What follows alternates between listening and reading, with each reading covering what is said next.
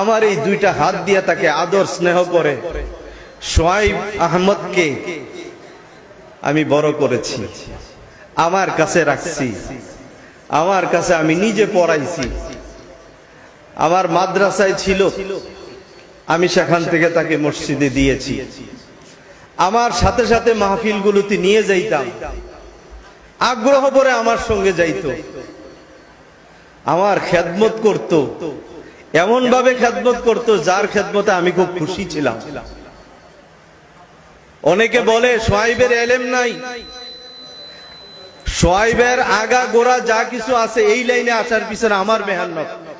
আমার থেকে জেনে নেন সোহাইবের এলেম কতটুকু আছে আর নাই।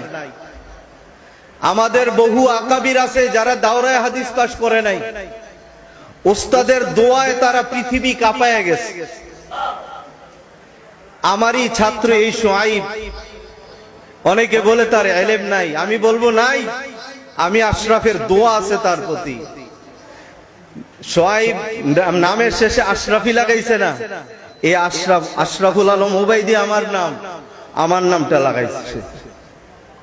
আমার মাদ্রাসার নাম রওজাতুল উলুম, তার মিডিয়ার নাম রওজা মিডিয়া দিয়েছে। আমাকে মাহফিলে নেওয়ার জন্য, আমার খেদমতের জন্য এই সোহাইব আহমদ আশরাফি 29,000 টাকা দিয়ে একটা হুন্ডার কিনে, এই হুন্ডা দিয়ে রাতের বেলা এই শীতের মধ্যে আমাকে মাহফিলে নিয়ে যাইত। আমি জিজ্ঞেস করতাম, সোহাইব তোর তো কষ্ট হয়? হুজুর কষ্ট হোক, দোয়া করেন আল্লাহ যেন আমার এই লাইনে কবুল করে।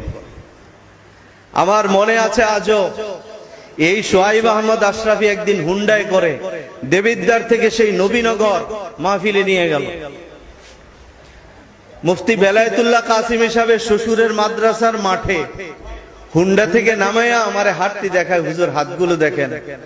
আমি হাতগুলোতে হাত দিয়ে দেখলাম একেবারে বরফ হয়ে গেছে, ঠান্ডা হয়ে গেছে। আমার চোখের পানিগুলো রাখতে পারি নাই।